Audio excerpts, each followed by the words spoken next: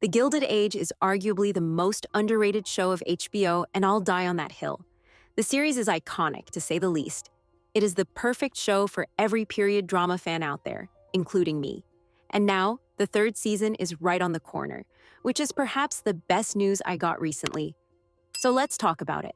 First things first, HBO has officially confirmed The Gilded Age Season 3 is in the works. And while there's no exact date yet, it's expected to premiere sometime in late 2025. So, based on the release dates of the previous seasons, we can expect the third season to be out around September 2025.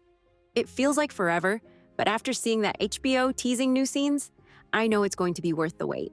I don't know about you guys, but to me, one of the most exciting moments in that sneak peek was George Russell saying, "I know when you've set your mind on a thing, no one can stop you."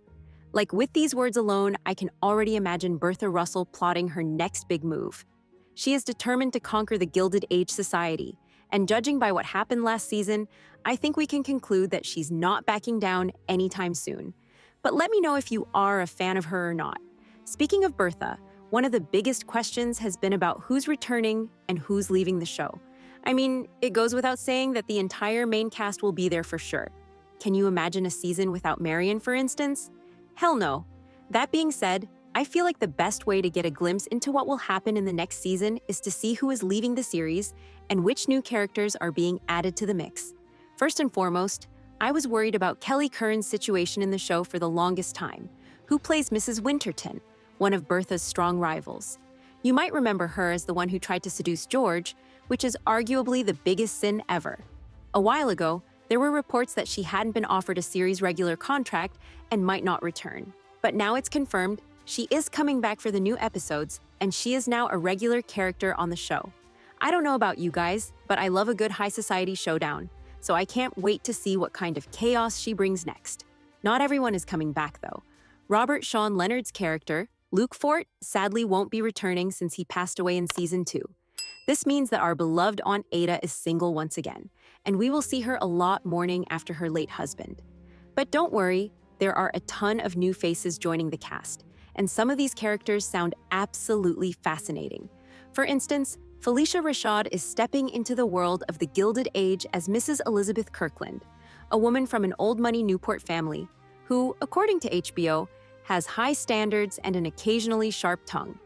That's exactly the kind of character I love in this show. Her son, Dr. William Kirkland, will be played by Jordan Donica. Based on what we heard so far, unlike his mother, he's a little more open-minded, and apparently, he was inspired to become a doctor after visiting Arthur Scott's pharmacy as a child. That's not all, though. Broadway legend Brian Stokes Mitchell will be joining the show as Frederick Kirkland, a pastor and Elizabeth's husband. Victoria Clark will play Joan Carlton, a kind, old-money woman who finds herself in a pretty humiliating situation. I don't know what that means yet, but I need to find out. Bill Camp is also stepping in as J.P. Morgan, and based on what I know about the real-life financier, I expect some serious business conflicts between him and George Russell. J.P. Morgan wasn't just any businessman. He was one of the most powerful men of the era. Camp said in an interview and added, "So when he and George Russell cross paths, it's going to be explosive." I love whenever this show gets deeper into the business deals and explores the roots of American capitalism. So I'm more than ready for this plot. But let me know what you think of it. Plus, it seems like there's going to be some major drama on the Russell side of things. Merritt Wever is playing Monica O'Brien, Bertha Russell's estranged sister.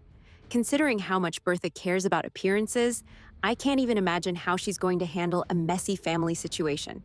Leslie Uggams is playing Mrs. Ernestine Brown, a high society woman in Newport who's close to Elizabeth Kirkland, while Lisa Gay Hamilton is taking on the role of Frances Ellen Watkins Harper, the famous Black suffragist. The moment I saw that name, I knew Peggy would be involved. And sure enough, Frances is going to inspire her to join the cause. This season will take Peggy's story to a whole new level. Benton teased and added, "She's finding her voice in ways we haven't seen before." I love Peggy's storyline, and I'm so excited to see her take on something this powerful.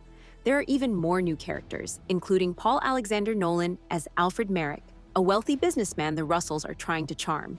Hattie Morahan is playing Lady Sarah Vere, the Duke of Buckingham's sister, and I already know she's not going to be a fan of the Russells. Ben Lamb, who played the Duke in Season 2, is also coming back, which means he's probably still trying to win over Gladys Russell. I mean, we know that Gladys is not one to be manipulated into a marriage. So, we'll see how that goes. There are some surprises in store for Gladys this season, Lamb said on the character, and added, she's starting to take control of her own destiny.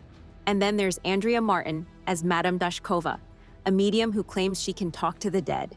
I don't know about you, but I'm getting serious seance scene vibes, and I need to see it immediately.